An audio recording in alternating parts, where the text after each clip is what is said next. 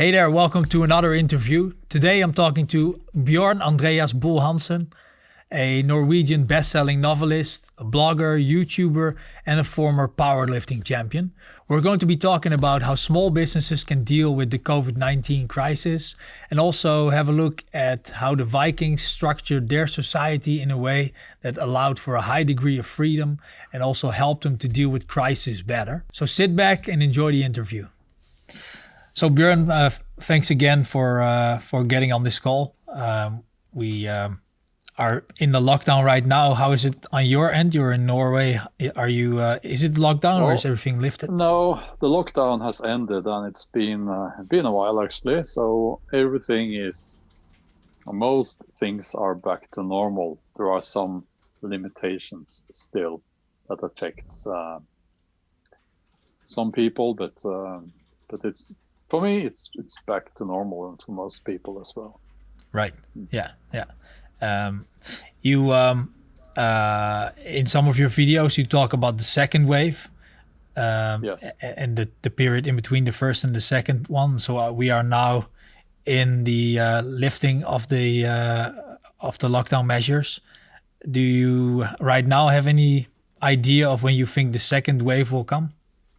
Well, what I did in my YouTube video, that the YouTube video that I think you are referring to, was that I redefined the second wave, and I said that the second wave will not be about any virus; it will be about civil unrest,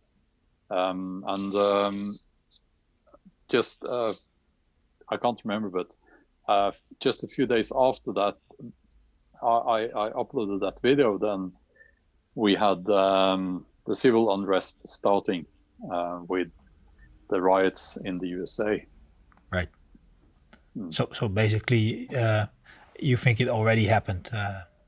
Well, I kind of redefined the second wave, but a different question would be if we will have a second wave of a pandemic of the virus.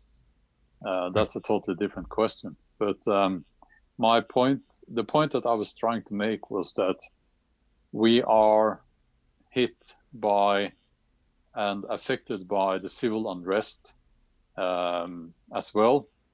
Yeah. And hold on, I just saw something outside the window, and we have to do it again. I'm sorry. Oh, no problem. Can I just leave everything here? Sure. I hope we're not live, are we? No, this is fine. No. Hold on. No worries. Hold on. Give me 2 minutes and I'll be back. Okay, take it easy. I'm really sorry. No worries. We have a dog that he has a cut on his foot.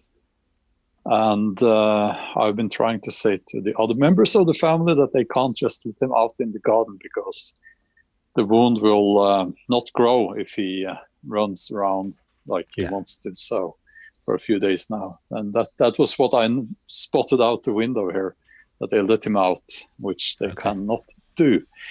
I am really sorry about that. No problem. I said don't edit, but if you want to, you can just make a cut there, or we can start over again. It's up to you. All right. Well, maybe I can cut right after you get off the chair, and then when you get back, then people understand like why it got cut. So what do you think will happen over the next few months, and maybe you can also describe a little bit about how you come to that conclusion? Well, I'm still thinking and trying to figure out what's going to happen. Well, it's not a big mystery that the election in the USA will have a large effect on almost everything. But I'm not sure, actually. It's like if Trump wins, there will be riots. If he loses, that's what I haven't really figured out yet, what I think will happen if he loses. But when it comes to the virus, I'm actually a lot more worried about the so-called new normal, which is kind of training people or training the populations to be obedient. Now, other YouTubers and I talked about this in length. I'm just going to say that it is dangerous. What's happening now is it's a dangerous development, because what the governments are basically saying, not all governments, but many governments are saying, is that we need to do this and that because the virus, we can't have the pandemic again, and everything justifies that in a way, in their view. So you can get a society into a very nasty place if you follow that logic, and that's what Right. I'm seeing now. And well, I don't know if you want to talk about that, but I guess what's one big question is like who is exactly the government? If you talk about different countries and what their motives would be, how do you see do you think it's I didn't get that question because of the connections, I think. I'm curious, what is your view on what kind of entity is behind this, and is it a deliberate attempt to get to a certain outcome, or is it something that happens based on different entities doing different things, or do you believe there's one? Well, I don't think that there are some powerful people meeting in a dark room plotting against the population. I don't think it's like that. I think it's a lot simpler than that. I think it's basically human nature and greed that we're seeing now. We're seeing the same happening now as has been happening in every crisis. There are people who try to take advantage of that and make money and gain power. And I do think that if you look at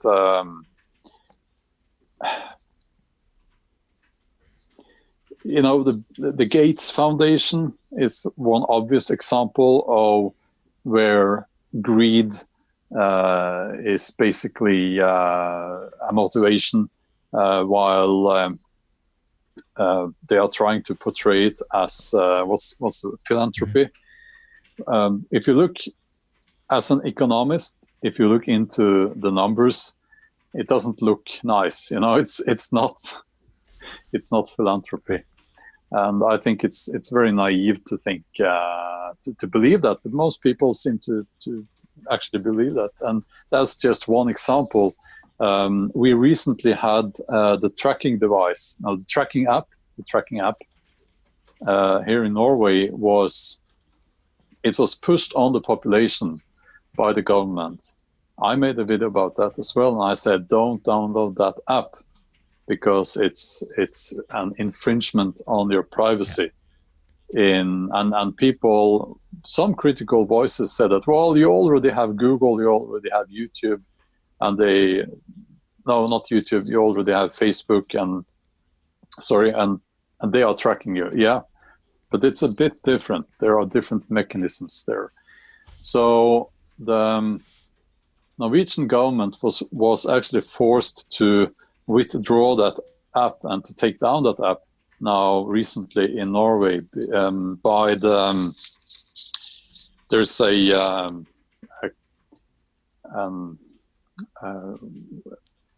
organization that monitors privacy, or a separate organization that says, well, you can't do this, you can't do that, and their mission is to make sure that we keep our privacy. I don't know what they're called in English, but they are well known in Norway, and I think that you have similar in most other civilized countries. But the point is, they said that we do not approve this. The app, we don't approve this because infringement on your privacy. And the government actually had to take down the whole app. Right. They were not happy about that. I was. Yeah. It's too much data collection, right? It is. And also there's this naivety that some people seem to have, because the government, they said, we will not share this data. Well, why would anyone trust that? Because we've had several scandals in Norway, and I'm sure in other countries as well, where similar data have been shared by accident sometimes, hopefully by accident, by the government. Like hospital records and stuff has been shared and has been stolen, and it's why would we trust the government now on that? I don't, and I think it's very naive to do that. It's actually more, it's less naive. It's less naive to trust Facebook, actually, because when you have Facebook, there's a lot of money involved, and they will sell your data to the highest bidder, and there's a minimum price there as well. So more transparent, you say. At least you have that. Yeah, and obviously a lot of small companies, they are suffering from the economic results of the crisis. And of course, there's also bigger companies that have problems with it, or that even go bankrupt. But I guess generally speaking, you can say that small companies have less access to capital and less resources to keep their head afloat and to survive. So they're more likely to go out of business. And some people, really believe that it's kind of a shake off of smaller businesses, and it will be a kind of an acceleration of a movement that has already been going on for hundreds of years, of course, from a lot of small companies to a few very big corporations. What are your thoughts on that, and what do you think small companies can do to keep their freedom, basically, and move forward? I don't think it was planned. I don't think that big corporate businesses, big corporations, they planned to do this. But I think that at least when this happened, they saw the opportunity to take a larger share of the market. So obviously, why wouldn't they? I mean, that's how they operate. That's how every business operates. And it seems to me, because I've spoken with a few owners of smaller businesses here in Norway, and it seems like they didn't get a good deal when it comes to the support from financial support from the state. It seems like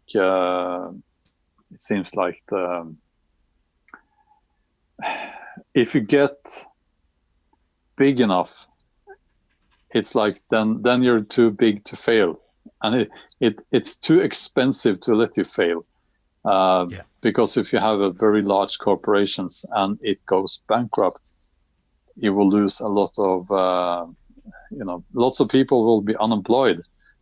So that's what seems to be happening. So they get a lot of money to survive, while the record shop, the LP, isn't that what it's called? Right. The old-fashioned music records.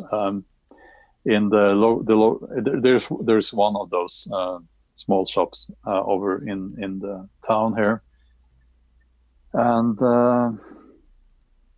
I think he got almost nothing, and the hairdresser next to him got 1,000 kroner. That's $200, 90 pounds. Oh, 90 English pounds as compensation.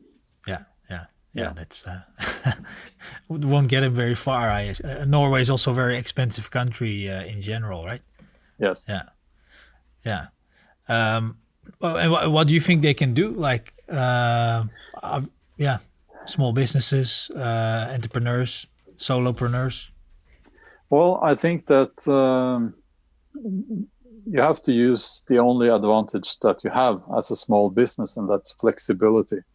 You have to adapt, you have to change and adapt. And I'll give you one example of someone, or one kind of small business where they seem to have changed and adapt very quickly. And that's the music artists.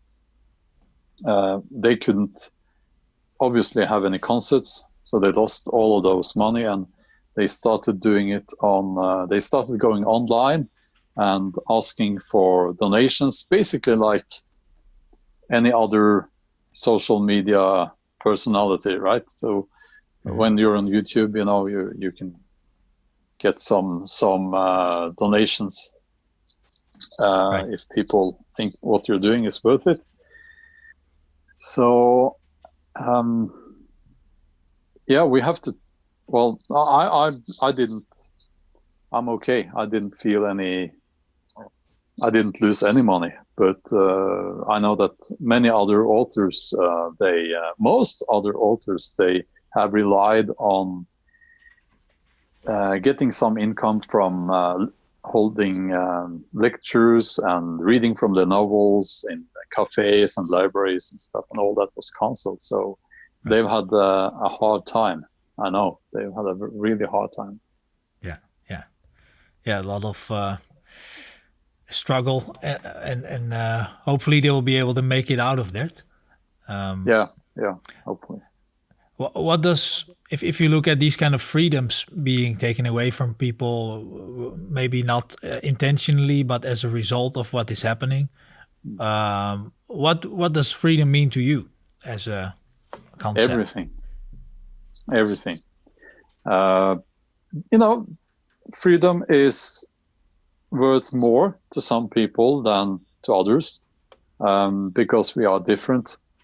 My whole existence is based on that I have to be free. It is very, very important, and it has always been like that. I don't know why, but it's. I don't do anything that will take away any of my freedom. Well, you could say I have a family and a house, but that's because I want to, you know. Right. But I would never. I'm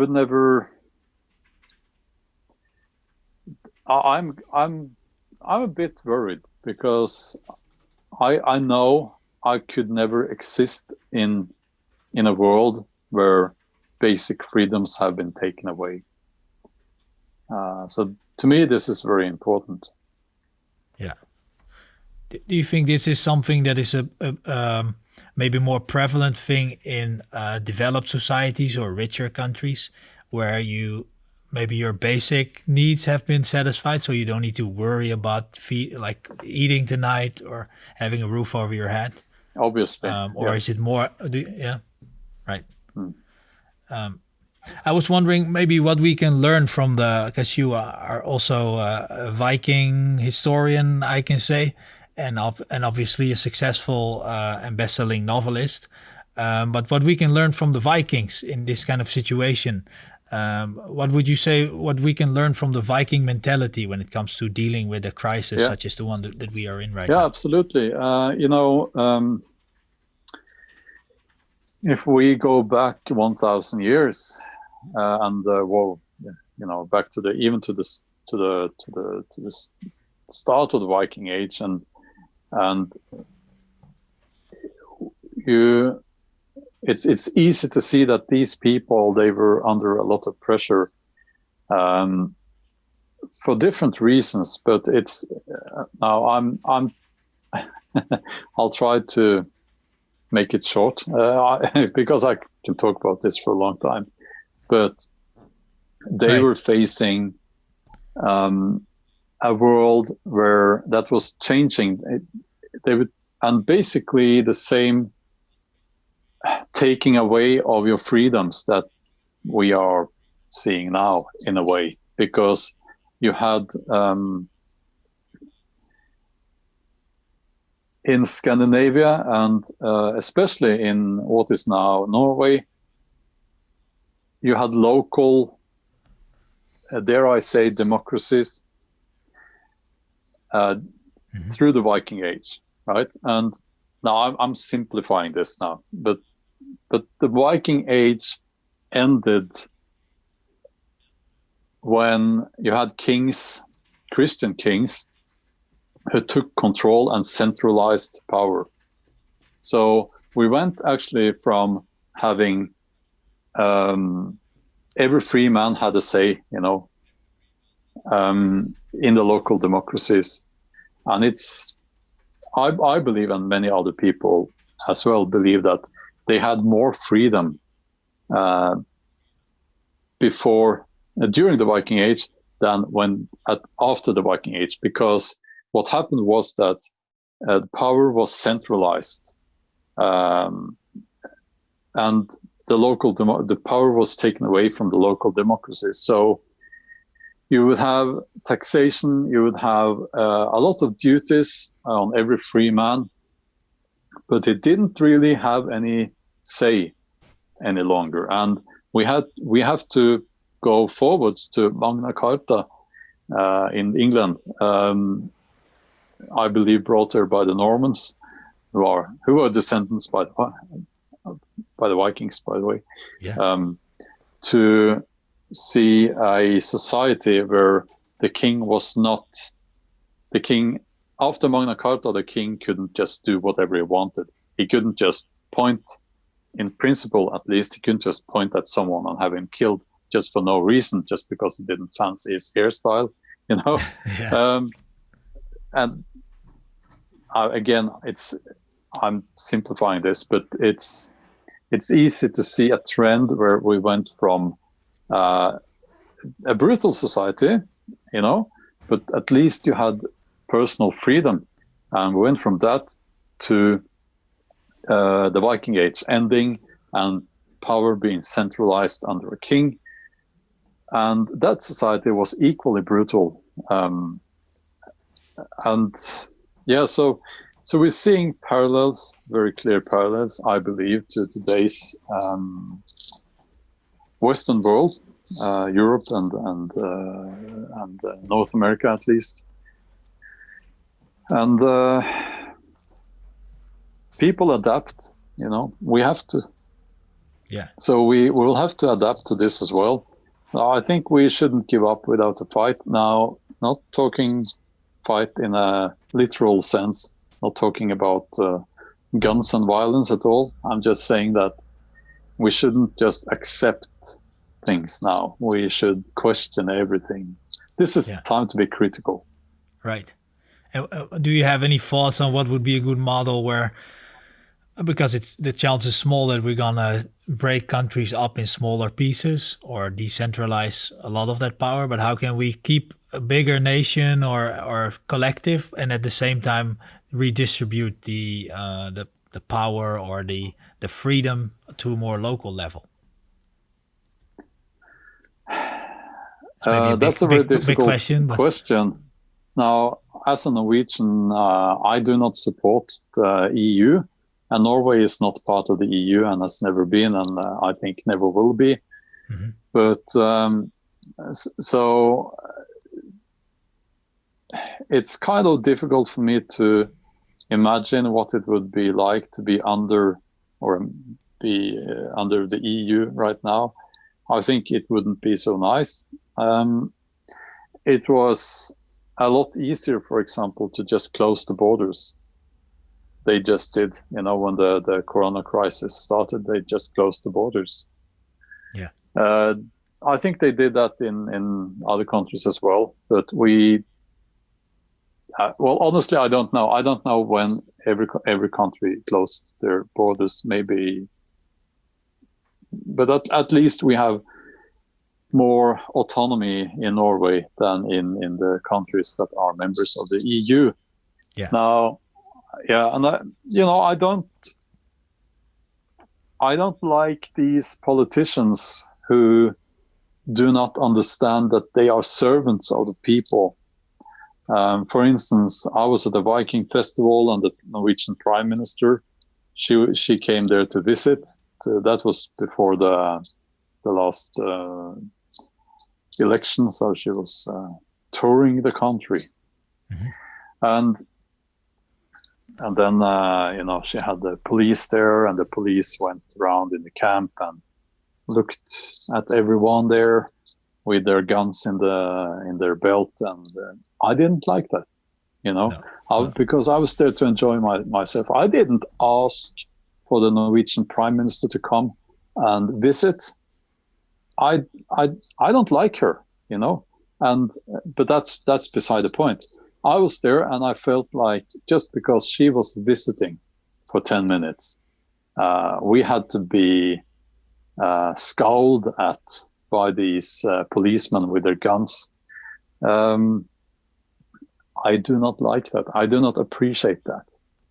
And we need to move away from a society like that. So I'll kind of just insert something here because it's relevant. When it comes to what's happening with the riots and the Black Lives Matter and all that in the USA, I do not support the organization Black Lives Matter because I think it's a Marxist organization and it's not healthy for anyone.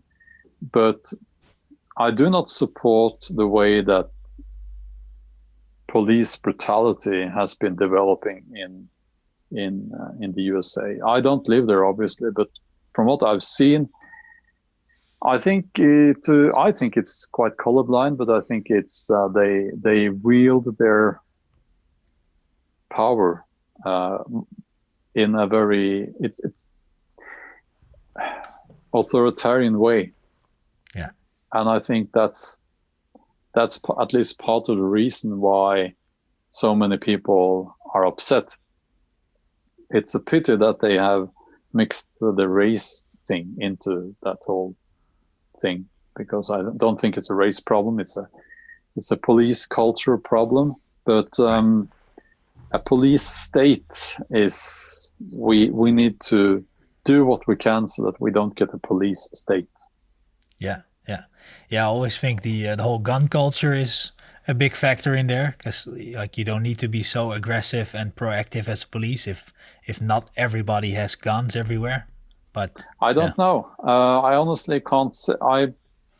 It's one of those questions. I can't say I agree with you there. I really can't, because I've heard arguments and I've seen statistics that don't support anti-gun rhetoric. I'm not saying that was anti-gun rhetoric, but it's one of, I guess it's one of those things where I just have to say that I do not know enough about that to have a an opinion, because I think it's complex. It's definitely there's so much going on. It's hard to really pinpoint what's the problem.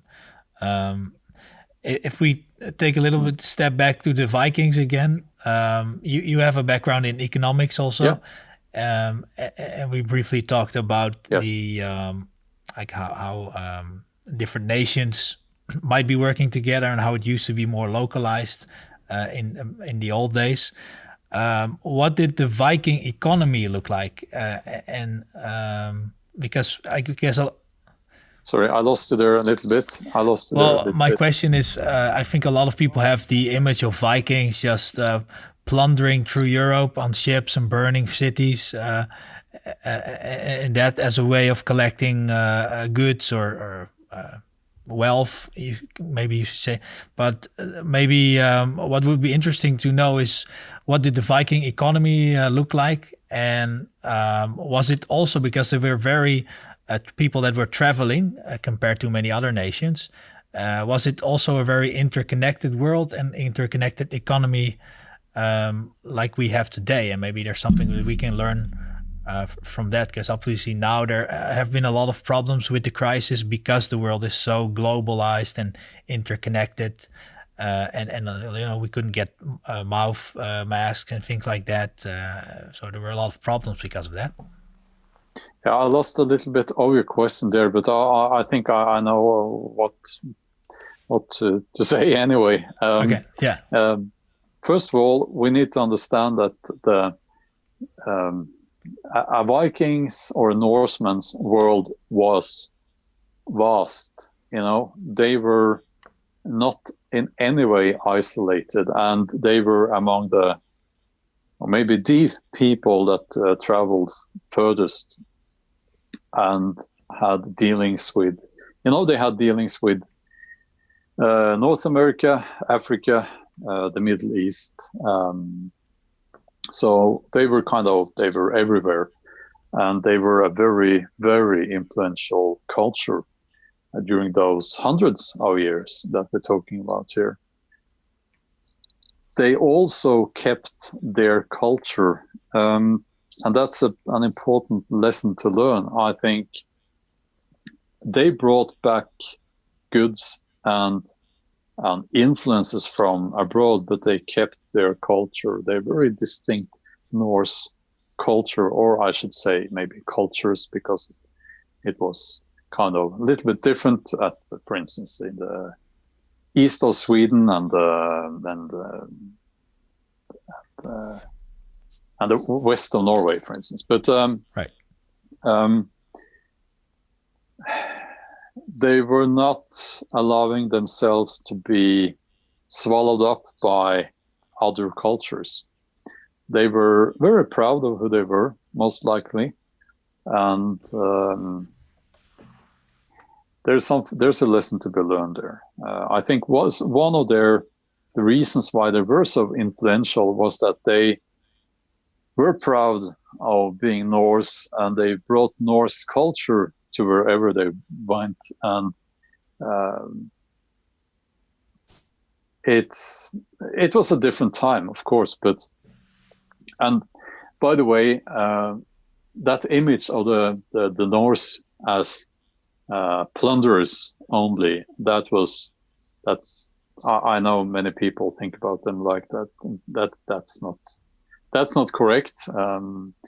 We need to understand that not every Norseman was the same as the Norseman next to him. They were right. different people as we are today. So you would have people who, out of greed or out of necessity, sometimes out of duty, sometimes went and plundered, and you would have had people who went trading. Some went because they were basically married off to a family for instance, in the Hebrides. The North Sea, as a Norwegian, I view the North Sea as the center of the world in a way, and it was for the Vikings, at least the Western Vikings. So they were kind of globally oriented in a way, but they kept their distinct culture, and that's the big difference. Some people say that we need to quit globalism, and as an ideology, yes, I agree. But I like traveling. If I can travel as a Norwegian, if we can keep Norway as a sovereign nation, I have no problems with dealing with people from other cultures. Obviously, it's right. Yeah. Yeah. What if you look at the height of the Viking era? Let's say when it was most flourishing. What nation that we have today do you think we could compare it with? Like, would it be the United States, because it was a very military strong power? Yeah, well, that would be the Danes, but at the end of the Viking Age, and that would be the Danes. And it's a little bit difficult to compare it, because you would have at the same time other cultures that were, very influential, but there were no interaction between those. So if you look at the world around the Atlantic, so Europe and Europe, the British Islands, and Greenland, and North America even, and the tip of and Mediterranean. That that I'm that part of the world, right? Our part of the world. The Danes were a superpower, and they invaded England. Even they took England, and they were so effective at what they were doing that as a strategy, Ethelred II, he paid them off, and because he said, well, I can't remember the amount now, but it was a fortune, and he paid them. Was it £40,000 at some point? Yeah, he did that several times, several seasons, because they would. It's numbers. I can't remember the exact amount, but that's beside the point. It was a fortune, and it emboldened them, so they came back. Of course, Yeah. Yeah. For more. Yeah.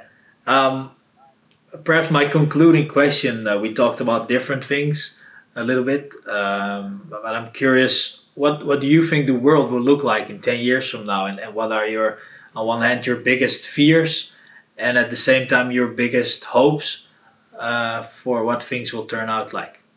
10 years? Yeah, something like that. Well, I'm actually quite worried about mental health of young people, and that has to do with their addiction to smartphones. And now that we have this idea that it's okay to track people because of this virus, then no one is saying anymore that, well, put the smartphone down, it's not good for you. Now people are saying, well, you need to keep your smartphone in your pocket, in your hand at all times. And I think that will have a devastating effect on the mental health of especially young people. 10 years from now, so that's I worry about that. And also I worry about the virus, the coronavirus, or I should say the viruses, being used as a means for that unholy alliance of the big corporations, and some big corporations and governments to control people. It's, as an economist, I can say that why wouldn't they? There is money to be made, and we're not talking about only commercials directed to that's very naive to think it's about that. Targeted ads. It's not about that. It's about making you a product. That's one part of it. That you are a data collecting machine for these people, for these corporations. That's a bit scary, and also you become a what's it called, a cog in the whole machine. Yeah. Yeah. Yeah. And isn't that enough to say stop? I mean, we need to stop this. And well, when it comes to the whole, if we go back to small business, because that's very interesting, I think small business is a healthier way to make business than having to do with these large corporations all the time. So I fear that there will be less small businesses in 10 years than now, a lot less, and that's not good. But it's very hard to predict what's going to happen. Yeah. We could have, another or several others pandemics, like real pandemics. That could happen, then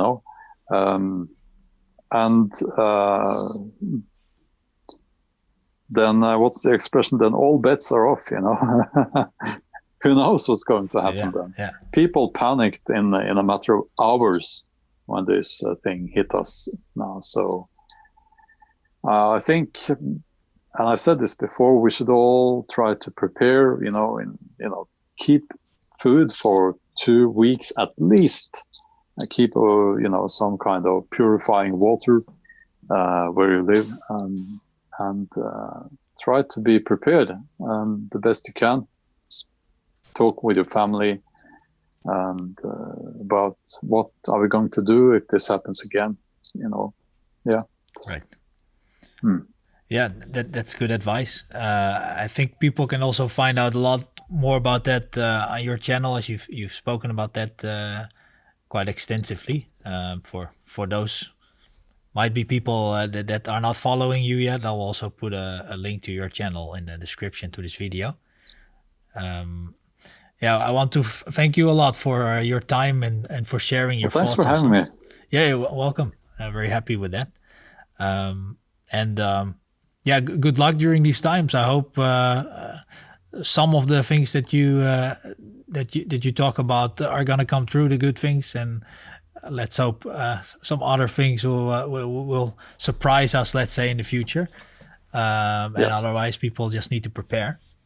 And we should all stay positive. Even when it looks dark, that's when we need to stay positive.